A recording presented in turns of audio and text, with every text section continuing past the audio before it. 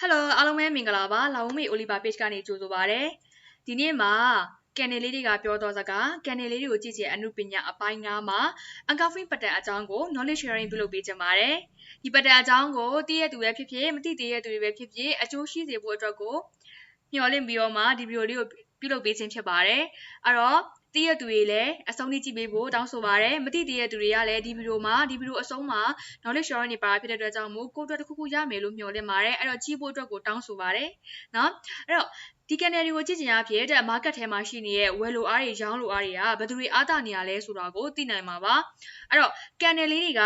ကကျွန်တော်တို့အတွက်ပေါ့နော် trader တွေအတွက်မရှိမဖြစ်မတိမဖြစ်သိတင်ပါတယ်အဲ့တော့ကျွန်တော်နဲ့အတူတူ Uncoupling pattern ကိုတွားပြီးလေ့လာကြည့်ရအောင်ကျွန်တော်တို့ဒီဈေးကွက်ထဲမှာဘူးကန်နယ်နဲ့ဘဲကန်နယ်ဆိုပြီးတော့မှဒီကန်နယ်ပေါ့နော်အမျိုးအစားနှမျိုးရှိမယ်အဲ့တော့ဘူးကန်နယ်ဆိုတာအတက်ကန်နယ်ဘဲကန်နယ်ဆိုတာအချကန်နယ်အဲ့ဒါကိုတော့ခုကြည့်နေတဲ့ဗီဒီယိုကြည့်နေတဲ့မိတ်ဆွေတွေသိမှာပါဘူးကန်နယ်ကကျတော့ဘာကိုရည်ညွှန်းတာလဲဆိုလို့ရှိရင်ကျွန်တော်တို့ဒီအတက်ကန်နယ်ကိုရည်ညွှန်းပြီးတော့မှဈေးအတက်ပေါ့နော်အတက်ကိုရည်ညွှန်းပြီးတော့မှဘဲကန်နယ်ကကျတော့အချကိုရည်ညွှန်းတာပါအဲ့တော့ဒီဈေးကွက်ထဲမှာလည်းကျွန်တော်တို့ဘာတွေနဲ့ဖွဲ့စည်းထားလဲဘာတွေ seller တွေနဲ့ဖွဲ့စည်းထားတယ်ဝယ်လိုအားတွေများတဲ့အခါမှာဈေးတက်သွားမှာဖြစ်ပြီးတော့ရောင်းလိုအားတွေများတဲ့အခါမှာဈေးကျသွားမှာဖြစ်တာကိုကျွန်တော်တို့ဒီဗီဒီယိုကြည့်နေတဲ့မိတ်ဆွေတွေလည်းသိမှာပါအဲ့တော့ကျွန်တော်တို့အရင်ဆုံးကျွန်တော်တို့ဘူးကန်နယ်နဲ့ဘဲကန်နယ်မှာဒီဟိုပေါ့နော်မသိသေးတဲ့မိတ်ဆွေတွေအတွက်လည်းကျွန်တော်တို့သိသွားအောင်ကျွန်တော်တို့မသိသေးတဲ့မိတ်ဆွေလည်းသိရအောင်အစအဆုံးကျွန်တော်ပြန်ကြည့်ကြည့်ရအောင်เนาะအဲ့တော့ကန်နယ်တွေမှာကျွန်တော်ဘိုင်းနဲ့ဖွဲ့စည်းထားလဲဆိုရင်ကျွန်တော် OHRC ဆိုပြီးတော့မှအခွင့်ဈေးတွေအပိတ်ဈေးတွေအနှိမ့်ဆုံးဈေးတွေအမြင့်ဆုံးဈေးတွေနဲ့ဖွဲ့စည်းထားပါတယ်ဘဲကန်နယ်တစ်ခုမှာကျွန်တော်တို့ခုကိုဈေးကျတော့မယ်ဆိုလို့ရှိရင်အပေါ်ကနေပြီးတော့မှအောက်ကိုဘာဖြစ်လဲနှိမ့်ဆင်းပြီးတော့ကျသွားတယ်အဲ့တော့ကျွန်တော်တို့ဘဲကန်နယ်တစ်ခုမှာဘာနဲ့ဖွဲ့စည်းထားလဲဆိုလို့ရှိရင်ကျွန်တော်တို့sorry ဘဲကန်နယ်တုံးမှာအဖွင့်ဈေးကဘာမှရှိမှလဲဆိုလို့ရှိရင်ကျွန်တော်တို့ဘာမှရှိမှလဲဆိုရင်အပေါ်မှာရှိမှဖြစ်ပါတယ်အဲ့တော့ဘဲကန်နယ်တစ်ခုမှာအပေါ်မှာအဖွင့်ဈေးကအပေါ်မှာဟုတ်ပြီအပိတ်ဈေးကဘာမှလဲအပိတ်ဈေးကသူအောက်မှာပိတ်သွားမယ်အဲ့တော့ဒါဘဲကန်နယ်တစ်ခုလုံးရဲ့ဖွဲ့စည်းပုံပေါ့နော်အပေါ်မှာကျွန်တော်တို့ဈေးကွက်ထဲမှာဒီမျိုးအမီလေးတွေ့ရမယ်ပေါ့နော်အဲ့ဒါကိုကျွန်တော်တို့ဘယ်လိုခေါ်လဲဆိုရင် share လို့ပေါ့နော်ကျွန်တော်တို့သူရောက်ခဲ့တဲ့ဈေးဒီမှာတော့သူဖွင့်လိုက်တယ်အဖွင့်ဈေးကတော့အပေါ်မှာဒါပေမဲ့ तू ကအဖွင့်ဈေးတိုင်းတန်းပြီးအပေါ်လေးကိုနည်းနည်းလေးပြန်တက်သွားတယ်ပေါ့နော်တက်ပြီး तू ပြန်ကျသွားတဲ့အခါမှာသူ့အတိမတ်ပြည့်ဝဲနေနဲ့ဈေးတက်သွားတာအတိမတ်ပြည့်ဝဲအနေနဲ့ဘာတွေကြံခဲ့လဲဆိုရင် share လို့ကြံခဲ့ပါတယ်အဲ့တော့အပေါ် share ကိုကျွန်တော်တို့ upper share လို့ပေါ့နော် upper share လို့ခေါ်ပြီးတော့မှအောက် share ကိုကျွန်တော် lower share လို့ခေါ်ပါတယ်ဟုတ်ပြီအဲ့တော့ဘဲကနေတစ်ခုမှကျွန်တော်ဘာတွေနဲ့ဖွဲ့စည်းထားလဲဒီမှာကျွန်တော်တို့ဗာလဲအဖွင့်ဈေးအပိတ်ဈေးအဲ့တော့ကျွန်တော်တို့ကန်နယ်တုံးမှာအဆုံးသက်သွားတဲ့နေရာမှာပြန်စတယ်ပေါ့နော်ပြောချင်တာပိတ်သွားတဲ့နေရာမှာပြန်စတယ်အဲ့တော့ပိတ်သွားတဲ့နေရာမှာပြန်စတော့လေကျွန်တော်ဗာလဲဈေးကပြန်ပြီးတော့မှကျလာမယ်ဈေးကပြန်ပြီးတော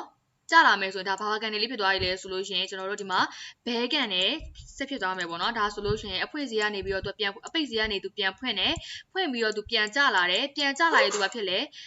ပြန်ကျလာရင်ပိတ်သွားရဆိုတော့ကျွန်တော်ဒါဘာကန်နယ်လဲဘဲကန်နယ်ဖြစ်သွားပြီအဲ့လိုပဲနောက်ကန်နယ်တုံးကလည်းကျွန်တော်တို့ဒီမှာပြန်ဖွင့်လိုက်တယ်အဖွင့်ဈေးကနေပြီးတော့မှသူအပေါ်ထောင်တက်သွားတယ်အဲ့မှာကျွန်တော်မတူတော့ဘူးเนาะကျွန်တော်တခုသိရမှာကဒီဘဲကန်နယ်မှာဆိုလို့ရှိရင်အဖွင့်ဈေးကအပေါ်မှာဖွင့်ပြီးတော့မှအပိတ်ဈေးကအောက်မှာရှိမယ်ဒါဆိုရင် तू ကအဖွင့်ဈေးကတော့တော်တော်ဒီမှာပြန်စပြီးတော့ तू ဈေးကထောင်တက်သွားတော့ဒါဘာကန်နယ်လဲကျွန်တော်ဘူးကန်နယ်ပေါ့နော်ကျွန်တော်ဘူးကန်နယ်ဖြစ်သွားမယ်ပေါ့အဲ့တော့ तू အပေါ်မှာပိတ်သွားတယ်အဲ့တော့ကျွန်တော်ဒီမှာဒီပေါ့နော်ဘူးကန်နယ်နဲ့ဘဲကန်နယ်မှာဘာမတူလဲဆိုရင်ဘူးကန်နယ်မှာကျတော့အဖွင့်ဈေးကအောက်မှာစပြီးတော့အပိတ်ဈေးကအပေါ်မှာပိတ်တယ်ဘဲကန်နယ်ကကျတော့အပိတ်ဈေးကအပေါ်မှာအဖွင့်ဈေးကအပေါ်မှာစပြီးတော့အပိတ်ဈေးကအောက်မှာပိတ်ပါတယ်ဟုတ်ပြီအဲ့တော့ဒါကဘူးကန်နယ်လေဒါကကျတော့sorry ဒါကဘဲကန်နယ်လေဒါကကျတော့ဘူးကန်နယ်လေးဖြစ်သွားပြီပေါ့အဲ့တော့ဘူးကန်နယ်နဲ့ဘဲကန်နယ်ကိုကျွန်တော်ခွဲတတ်မယ်နော်ဈေးကွက်ထဲမှာတော့ကိုကြီးရဲ့ broker အမျိုးအစားပုံမူကြည့်ပြီးတော့ကျွန်တော်ဘူးကန်နယ်ဆိုတချို့ဆိုရင်ဒီအမဲတုံးလေးပေါ့နော်ချို့ဆိုရင်အဖြူတုံးလေးပေါ့ချို့ဆိုရင်တော့လိုမျိုးအယောင်လေးခွဲကြရပေါ့နော်အဲ့တော့အယောင်ခွဲပြီးတော့မှကိုကကြည့်တတ်မှာလားအောအယောင်ပေါ့နော်ဒီအောကာလာထားပါတော့အပြာဆိုလဲအပြာကြီးပဲအနီဆိုလဲအနီပဲဆိုရင်ကျွန်တော်တို့ကဗာလဲခွဲတတ်မှာလားဒီမျိုးအပိတ်စီအဖွင့်စီကြည့်ချင်ရဖြစ်ဘေးကဘူးကန်နယ်လဲဘေးကဘဲကန်နယ်လဲဆိုတာခွဲတတ်မယ်နော်ဒါပေမဲ့မျက်စိရှင်းအောင်လွယ်အောင်တော့ကျွန်တော်ကန်နယ်လေးအယောင်နှမျိုးထားလိုက်ပါကိုကြိုက်တဲ့အယောင်ပေါ့နော်ဒါဆိုကျွန်တော်ဒီမှာဆိုအယောင်လေးချစ်ပေးထားတယ်ဒီအချစ်ကလေးကဗာလဲဘဲကန်နယ်ဒီအချစ်ကလေးကဘဲကန်နယ်ဒါကကြတော့အတက်ဘူးကန်နယ်ဟုတ်ပြီနော်အဲ့တော့ဘူးကန်နယ်တုံးမှာဆိုရင်အဖွင့်စီကအောက်မှာစမယ်အပိတ်စီကအပေါ်မှာပိတ်မယ်ဒါကတော့သူ့ရဲ့ upper share တို့ဒါသူ့ရဲ့ lower share တို့ဒါဆိုရင်ကျွန်တော်ပြောချင်တာကကန်နယ်လေးတွေကိုဘူးကန်နယ်နဲ့ဘဲကန်နယ်ခွဲဖို့ရန်အတွက် knowledge sharing ပြုလုပ်ပေးချင်တာပါနောက်တစ်ခုအနေနဲ့ကျွန်တော်သွားကြည့်ကြည့်ရအောင်ကျွန်တော်တို့ Uncoupling pattern မှာနှစ်ပိုင်းခွဲခြားထားပါတယ်တစ်ခုကကျတော့ bullish Uncoupling နဲ့နောက်တစ်ခုကကျတော့ bearish Uncoupling ပဲဖြစ်ပါတယ်အဲ့တော့ Uncoupling ဆိုတဲ့အဓိပ္ပာယ်ကဘာလဲဆိုလို့ရှိရင်ကျွန်တော်တို့ဒီ Uncoupling ဆိုတဲ့အဓိပ္ပာယ်ကဘာလဲဆိုရင်လွှမ်းမိုးတာပေါ့နော်တစုံတဦးကိုကိုယ့်ရဲ့ action ဝိုင်းနဲ့လွှမ်းမိုးလိုက်တာအဲ့တော့ဒီမှာဆိုရင်ကျွန်တော်ပုံလေးနဲ့ပြထားရယ်နော်ဒီလားအပေါ်မှာဖွင့်တယ် အောက်မှာပိတ်တယ်အပေါ်မှာဖွင့်တယ်အောက်မှာပိတ်တယ်ဘဲကန်နဲ့တုံးတော့အဲ့ချိန်မှာသူကဘူးကန်နဲ့တုံးပြန်ဆလာတယ် A အတွုံးကိုနော် A ဘဲကန်နယ်လေးကို B ဘူးကန်နယ်ကဘာလို့လဲဆိုရင်လွှမ်းမိုးပြီးတော့မှကျွန်တော်တို့ငုံလိုက်တာပေါ့ငုံလိုက်တယ်ဆိုတဲ့သဘောတရားကကျွန်တော်တို့ဒီလွှမ်းမိုးလိုက်တာပေါ့နော်သူ့ရဲ့အရှိန်ဝိုင်းနဲ့လွှမ်းမိုးလိုက်တာအဲ့တော့ဈေးကွက်ကကျလာတယ်ကျလာတဲ့အချိန်မှာနောက် B ကန်နယ်လေးကပေါ်လာပြီးဘူးကန်နယ်ကြီးကပေါ်လာပြီးတော့မှဒီဘဲကန်နယ်ကိုလွှမ်းမိုးလိုက်တဲ့အချိန်မှာကျွန်တော်တို့ bullish engulfing pattern တွေကိုဝင်သွားတယ်အဲ့ချိန်မှာဈေးကဘာဖြစ်မလဲဆိုရင်အတက်ဘက်ကိုသွားမယ်ပေါ့အဲ့တော့ကျွန်တော် bullish engulfing ကိုပြောပါဆိုရင်ကျွန်တော်အကျဖြစ်ရမယ်ပြီးလို့ရှိရင်ဘာလို့ရမှာလဲအရှိကအကြခဲ့တဲ့ကောင်ဒီဘဲကန်တွေကိုနောက်ကန်တွေနောက်တုံးပေါ်လာတဲ့အချိန်မှာဗာလဲပပိုင်နိုင်လွှမ်းမိုးပြီးတော့မှပိတ်သွားရမယ်ဆိုလိုချင်တဲ့သဘောကကျွန်တော်တို့ဒီမှာဆိုရင်ဗာလဲ open price ရှိရဲကျွန်တော်ကြော်ပြီးတော့မှ closing price ကပိတ်သွားရမယ်ငုံနေတဲ့ပုံစံဖြစ်ရမယ်အဲ့ဒါဆိုရင်ကျွန်တော်တို့က bullish engulfing လို့သတ်မှတ်လို့ရပါတယ်အဲ့တော့ဒီ share တွေလည်းသတ်မှတ်လို့ရတယ်เนาะအဲ့တော့ဒီ share တွေလည်းကျွန်တော်တို့ share ချင်းနဲ့ငုံသွားတာဖြစ်တဲ့အတွက်ကြောင့်မို့ကျွန်တော်တို့ဒါက pattern ထဲမှာဆိုရင် bullish engulfing pattern မှာ bearish engulfing pattern ကတော့ရှင်းပါတယ်ဒီမှာဒါဘာ price လဲ open priceပိတ်သွားတယ် closing price အဲ့တော့ဒါဘူးကန်တယ်နော်အဖွင့်စီးအောက်မှာရှိတယ်ပိတ်သွားတဲ့အပေါ်မှာသူပိတ်သွားတဲ့နေရာမှာနောက်ကန်တဲ့တုံးပြန်ဖွင့်တယ်သူကြမလားခဲ့ကိုပြန်တက်သွားတယ်ဒါလည်းဘူးကန်တယ်ပဲဒါလည်းဘူးကန်တယ်ပဲအဲ့တော့နောက်ဆုံးကန်တဲ့ A အတုံးဘူးကန်တယ်လေးကနောက်ထပ်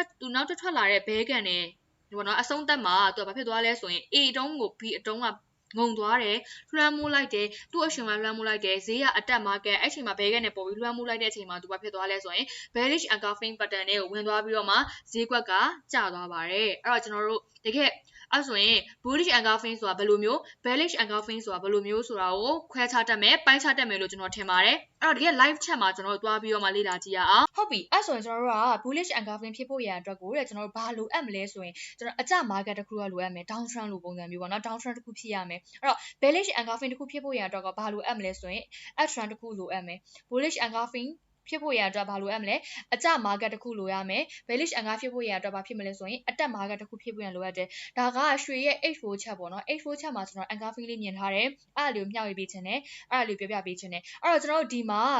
စက်တင်ဘာ28ရက်မှာသူ engulfing လေးပေါ်တယ်ပေါ့နော်ဒါကျွန်တော်ဒီမှာထောက်ပြထားရဲဆိုရင်သိမှထင်ပါတယ်ဒီမှာဆိုလို့ရှိရင်ကျွန်တော်တို့ engulfing pattern ပေါ်တယ်ဘာ engulfing လဲမိတ်ဆွေတို့ဖြည့်ပေးကြပါအောင်စိတ်ထဲနေဖြည့်ပေးကြည့်ပါဦးเนาะဒီမှာဆိုရင်ဘဲကန်တဲ့တုံးလေးကိုဘူးကန်တဲ့တုံးကဘာလုပ်လဲဆိုရင်ငုံထားတယ်နော်ဘဲကန်တဲ့တုံးလေးကိုဘူးကန်တဲ့တုံးကခြုံငုံထားတယ်သူ့ရဲ့ power နဲ့လွှမ်းခြုံထားတာအဲ့တော့ကျွန်တော်အရှိမတစ်ချက်ကြည့်မယ်ဆိုရင်လည်းအရှိမသူက down trend တစ်ခုဖြစ်နေရဲ့အဲ့တော့သူဆိုလိုချင်တဲ့သဘောကbullish engulfing ပေါ်လာပြီဆိုရင်ဒီကောင်တွေဒီပေါ့နော်ဒီဈေးကွက်ထဲမှာ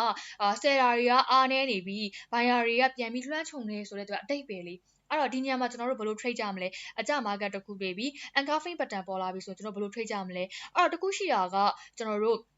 ဒီပေါ့နော် bullish engulfing ရဲ့ဒီ lower share နေရာကိုတဲ့ကျွန်တော်တို့ဘာယူလို့ရလဲဆိုရင်ကျွန်တော်အရန် strong ဖြစ်တဲ့ကျွန်တော်တို့ဒီ resistance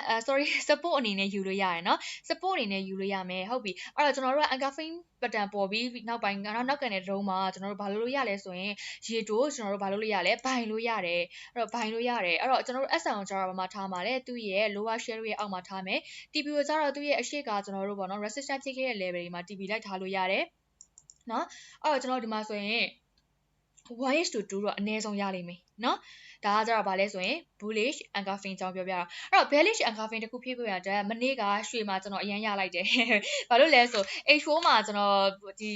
bearish engulfing တွေးလို့ပေါ့နော်လိုက်ရောင်းလိုက်တယ်ပေါ့ဒါအရင်အသုံးဝင်နေမနေ့ကဆိုကျွန်တော်တော်တော်ရလိုက်တယ်ပေါ့နော်ဒါဆိုရင်1900လေးလောက်ကလေးကကြာလာတဲ့အကြာကဘယ်လောက်ထိကြာသွားလဲဆို1989ထိအောင်ကြာသွားတာเนาะတော်တော်လေးကိုကြာလိုက်တယ်အဲ့တော့ဟုတ်ပြီအဲ့တော့ကျွန်တော်တို့ဒီမှာဆိုရင်ဒါလည်းမြင်ပါပါမိတ်ဆွေတို့ခုကြည့်နေတဲ့ဗီဒီယိုကြည့်နေတဲ့သူတွေမြင်ပါပါဒါဘာလေးလဲဆိုရင် bearish engulfing အဲ့တော့ bearish engulfing ဖြစ်ဖို့ရအတွက်ဘာလို့လဲဆိုရင်ဈေးတစ်ခုကတက်လာရမယ်အတက်တွေကျွန်တော်တို့အားကုန်သွားပြီဒီ bearish engulfing pattern ပေါ်လာပြီဆိုလို့ရှိရင်ဟာဒီမှာဒီချိန်မှာseller buyer တွေမရှိတော့ဘူး buyer တွေအားနေနေပြီငါတို့ဒီ seller သမားတွေဝင်လာပြီဆိုတဲ့အတိတ်ပဲလေးကိုကျွန်တော်တို့ယူဆောင်တယ်ဟုတ်ပြီဒီနေရာမှာဘယ်လို trade မှာလဲဆိုရင်ဆိုနာဒီ bullish engulfing လို့ပဲ bearish engulfing မှာကျွန်တော်တို့ရေတိုเนาะ short selling လုပ်လို့ရတယ်ဘယ်လိုလုပ်မလဲကျွန်တော်တို့ engulfing ဒီ closing price ပေါ့နော်အကုန်ခြုံငုံသွားပြီး engulfing pattern ပေါ်သွားပြီဆိုနောက်ကန်တဲ့တုံးမှာကျွန်တော်လိုက်ရောင်းလို့ရမယ်သူ့ရဲ့ဒီပေါ့နော်upper share ကလည်းကျွန်တော်ဘာအနေနဲ့ယူလို့ရလဲဆိုရင် resistance အနေနဲ့ယူလို့ရတယ်နောက်တစ်ခါဒီကန်တယ်ပေါ့နော်အခုရောက်နေတဲ့ကန်တွေကသူဒီခါထပ်ပြီးတော့မှ engulfing ဒီ bearish engulfing နေရာလာမယ်ဆိုဒါဘာအနေနဲ့ယူလို့ရမလဲဆိုရင် resistance အနေနဲ့ကျွန်တော်တို့တစ်ခုအနေနဲ့ကျွန်တော်တို့ထပ်ပြီးယူလို့ရမယ်နော်ဟုတ်ပြီအဲ့တော့ကျွန်တော်တို့ထုတ်ရမယ်ဆိုရင်သူ့ရဲ့ resistance ဒီ upper share ရဲ့အပေါ်လောက်မှာ S ထားမယ်ပေါ့TP ကိုကျတော့သူ့ရဲ့ near ဒီ resistance support ဖြစ်ခဲ့တဲ့ level တွေမှာကျွန်တော်တို့ထားလို့ရမယ်ပေါ့အဲ့လိုမျိုးလေးကျွန်တော်အရောင်းရလုပ်လို့ရတယ်အရန်ကိုရိုးရှင်းတယ်လွယ်ကူတယ်ကြည့်ရတာရှင်းတယ် အရန်လည်းအသုံးဝင်နေကြတဲ့ pattern လေးပါအဲ့တော့ဒါလေးကိုလိုက်ပြီးတော့မှအခုကြည့်နေတဲ့မိတ်ဆွေတွေတကယ်ဟို live chat လုပ်နေတဲ့ live trade လုပ်နေတဲ့သူတွေလည်းလိုက်ပြီးတော့မှ trade ကြည့်ပါဒီmoment လေ့ကျင့်နေတဲ့သူတွေခုမှ beginner တွေလေ့ကျင့်နေတဲ့သူတွေကလည်းဒါလေးကိုတခြားလေးသုံးကြည့်ပါအရန်အသုံးဝင်ပါတယ်တခုသိထားရမှာကကျွန်တော်တို့ဒီ bullish engulfing တခုဖြစ်ဖို့ရန်အတွက်ဆိုရင်သူဘာလိုမလဲဆိုရင် down trend တခုလိုအပ်မယ် bearish engulfing ဖြစ်ဖို့ရန်အတွက်ဆိုရင်ဘာလိုအပ်မလဲဆိုရင် up trend တခုတော့လိုအပ်လိမ့်မယ်နော်ဂျားထဲမှာ side way ဖြစ်နေတဲ့ကောင်တွေပေါ့နော်ဥပမာ side way ဖြစ်နေရဲဆိုကျွန်တော်ဘယ်လိုနေရာတွေလဲဒီလိုနေရာတွေမှာ engulfing တွေပါလာပေါ်တယ်ဆိုတော့အသုံးမဝင်ဘူးเนาะဒါအသုံးမဝင်ဘူးဥပမာဒီနေရာဆိုလဲ side way တွေအသုံးမဝင်ဘူးเนาะအဲ့လိုဆိုတော့အသုံးဝင်ပါတော့ကျွန်တော်တို့ဒီလောလောလဲလုံးဝကြထားတဲ့နေရာတွေတော့ clear ဖြစ်တဲ့နေရာတွေမှာ engulfing ပေါ်တယ်ဆိုတော့ကျွန်တော်တို့ like ပြီးတော့မှrisk and reward အရန်နေတယ် like ပြီးအယောင်းဝယ်လုပ်လို့ရပါတယ်လို့เนาะဟုတ်ကဲ့ပါဒီနေ့မှာ engulfing pattern လေးကိုမျှဝေပေးတာပြီးဆုံးသွားပါပြီအားလုံးပဲတကယ်လို့လေ့ကျင့်ချင်တယ်အမှန်လားမှားလားသိချင်တယ်ဆိုရင်ကျွန်တော်ရဲ့ဒီ Oliver page မှာအဲ့လိုမှမဟုတ်ကျွန်တော်ရဲ့ Facebook page မှာ Facebook account မှာလာရောက်ပြီးတော့မှပုံလေးဆွဲပြီးမြင်မြင်နိုင်ပါတယ်เนาะ trade ထားလေးလည်းလာပြီးတော့မှတိုင်ပင်ပြီးပြပေးလို့ရလာပြလို့ရပါတယ်ဟုတ်ကဲ့ပါအဲ့တော့လေ့ကျင့်ကြပါနော်အရန်လဲအယောင်းဝယ်လုပ်တဲ့အခါမှာ risk and reward တွေတခြားကြိုက်ကြပါ money management တွေတုံးကြပါနော်ကိုကအယောင်းဝယ်လုပ်တဲ့အခါမှာအရန်လောင်းကစားစစံမလုပ်ကြဘူးတော့လိုတယ်ဒါကစီးပွားရေးလေနော်ကျွန်တော်တို့ risk and reward ကြိုက်တဲ့နေရာမှာအယောင်းဝယ်လုပ်ပါဟုတ်ပြီအဲ့တော့ကျွန်တော်တို့အခုက